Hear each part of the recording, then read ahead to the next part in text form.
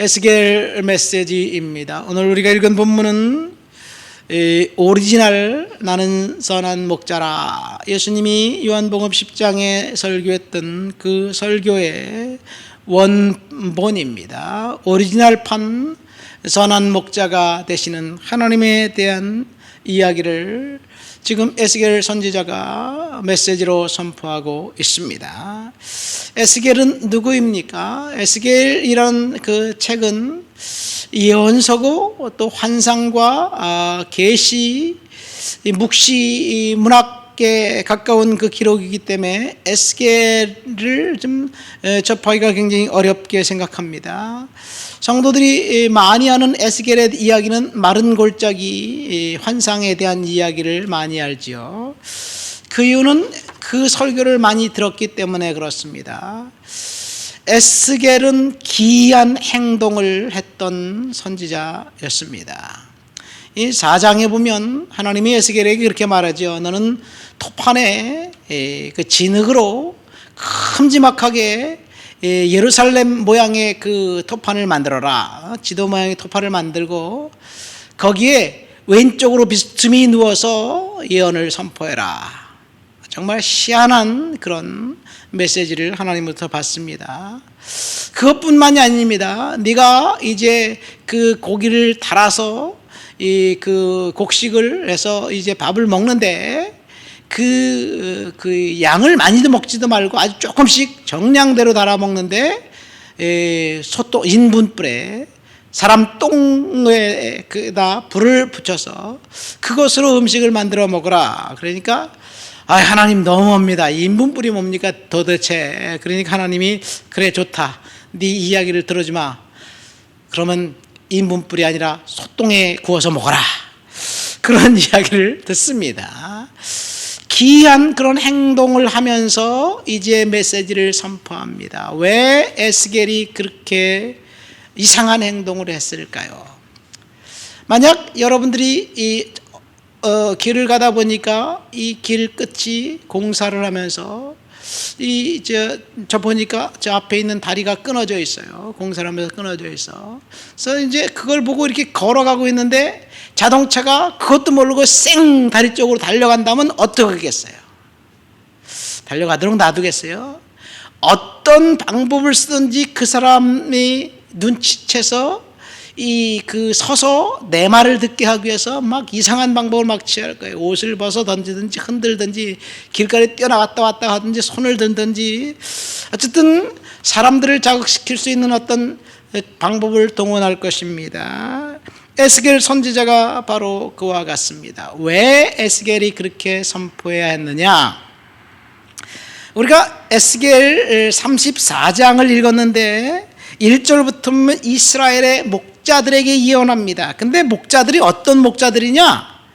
거짓 목자들이에요. 이스라엘의 거짓 목자들이 백성들을 선동하고 그리고 거짓 예언을 해서 하나님의 말씀을 왜곡해서 들려주기 때문에 그렇습니다. 그러니까 이스라엘의 목자라고 하는 사람들은 거짓으로 백성들을 선동하고 거짓으로 예언을 합니다. 그래서 사람들은 예언을 듣지 않습니다. 에스겔과 동시대 선지자는 예레미야입니다. 예레미야는 예루살렘에서 무슨 메시지를 선포하냐? 이스라엘이 유다가 이대로 가면 멸망당할 것이다. 하나님 앞에 회개하고 돌아서라. 그렇지 않으면 바벨론에 멸망당할 것이다. 메시지를 선포합니다. 그러나 에스겔, 예레미야의 메시지를 백성들은 기울여 듣지 않습니다. 그래서 바벨론이 이제 전쟁을 해서 바벨론이 예루살렘을 침략합니다. 예루살렘이 유다가 멸망하기 전 19년 전에 이제 이 유다 왕 여호야김 4년에 예루살렘에 바벨론 느부갓네살 원년 군사가 쳐들어와서 수많은 사람들을 잡아갑니다. 이때 다니엘이 끌려갑니다. 그로부터 8년이 지난 후 그래도 예레미야 메시지를 듣지 않아요. 8년이 지난 후 또 다시 바벨론에서 군사가 와서 이 백성들 여럿을 끌고 갑니다. 그때 끌려갔던 사람이 누구냐? 예레미야입니다. 에스겔입니다. 에스겔은 그가 바벨론의 포로로 되어 끌려가서 바벨론에 있은 지 한 5년 정도 될 때 원래 제사장 가문이었기 때문에 제사장이 될 사람이었어요. 에스겔은. 그런데 바벨론 그발강가 포로들의 집단 정착지에서 살면서 하나님의 메시지를 선포합니다. 그런데 바벨론의 포로로 잡혀온 그 사람들도 하나님의 말씀을 듣지 않습니다. 우리는 다니엘 이야기를 통해서 다니엘처럼 이 바벨론에 끌려간 사람들은 다 하나님 앞에 사로잡혀서 하나님 앞에 순종했던 사람들이라고 알고 있지요. 왜냐하면 다니엘과 세 친구가 너무 화려하게 믿음 안에서 활약했기 때문에 그렇습니다. 근데 그 사람들은 특별히 왕립 기숙학교에 뽑혀서 이제 바벨론 수도에서 살고 있었던 사람들이고요. 이 유다인들은 정착지에서 살면서 그곳에서 이 본국에서 있었던 이야기와 동일하게 백성들은 하나님의 말씀에 귀 기울이지 않습니다. 아무리 에스겔이 이제 바벨론 포로지에서 외쳐도 백성들은 듣지 않습니다.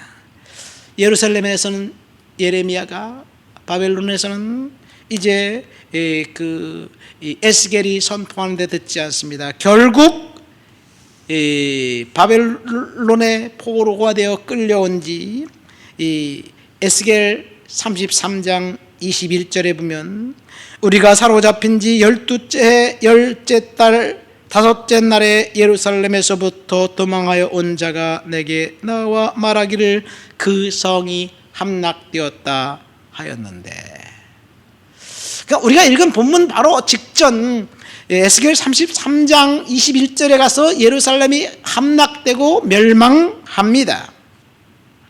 그러니까 에스겔이 선포할 때 여전히 유다는 멸망당하지 않은 시기였습니다. 그러니까 에스겔 33장까지의 내용은 이제 예루살렘 유다 백성들이 멸망당할 그 백성들을 향해서 아픈 마음을 선포하는 거예요.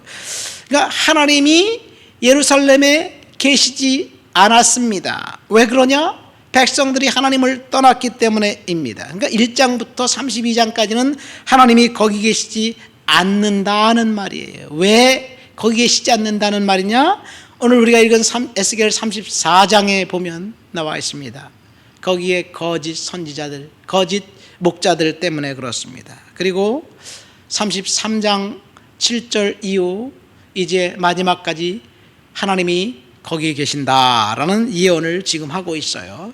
자, 하나님이 거기 계신다라는 예언하면서 뭐라고 이야기하고 있습니까? 내가 내 양떼, 내 백성들의 양떼의 선한 목자가 되겠다, 그런 이야기를 하고 있어요. 하나님이 10절 말씀 보세요. 주 여호와께서 이같이 말씀하시되 내가 목자들을 대적하여 내 양떼를 그들의 손에서 찾으리니, 그리고 그 뒤에 보면 그들의 입에서 건져내어서, 하나님이 친히 선한 목자가 되어서 거짓 목자들의 입과 손에서 양떼들을 건져내겠다는 약속입니다. 언약입니다. 11절 말씀 보세요. 주 여호와께서 이같이 말씀하셨느니라. 나 곧 내가 내 양떼를 찾고 찾되 목자가 양떼 가운데 있는 날에 양이 흩어졌으면 그 때를 찾는 것 같이 내가 내 양을 찾아서 흐리고 캄캄한 날에 그 흩어진 모든 곳에서 그들을 건져낼 것이다.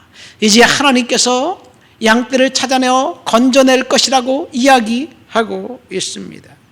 이제 하나님이 거기에 다시 오셔서 계신다는 말씀이에요. 다시 말씀하시는 거예요. 다시 하나님께서 찾아오신다는 이야기예요. 그러면서 회복을 약속합니다. 13절 말씀에 보니까 내가 그것들을 만민 가운데서 이끌어내겠다. 14절 말씀이 뭐니까 좋은 꼴을 먹이고 좋은 우리에 누이며 살찐 꼴을 먹게 될 것이다.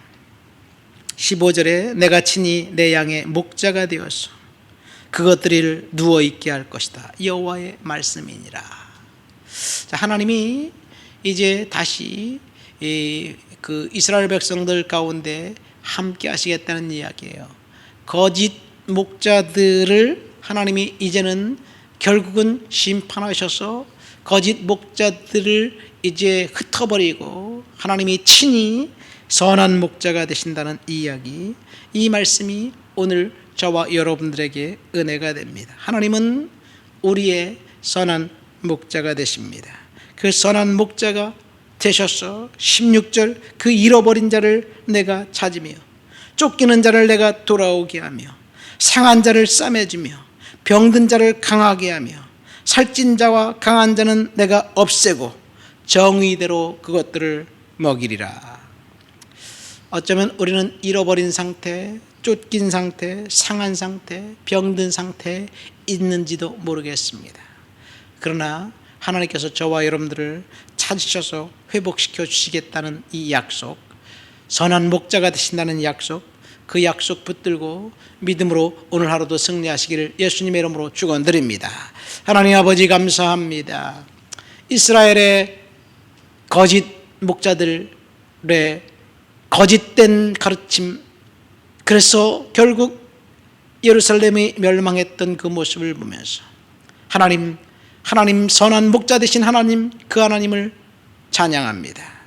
하나님께서 잃은 자를 찾으시고 쫓기는 자를 돌아오게 하고 상한 자를 싸매주시며 병든 자를 치료하셔서 강하게 하시겠다고 하는 약속, 하나님 그 약속 믿습니다. 병든 상태에 있는 사랑하는 지체들, 쫓기고 있는 사랑하는 형제들 하나님 회복시켜 주시옵소서. 예수님의 이름으로 기도합니다. 아멘.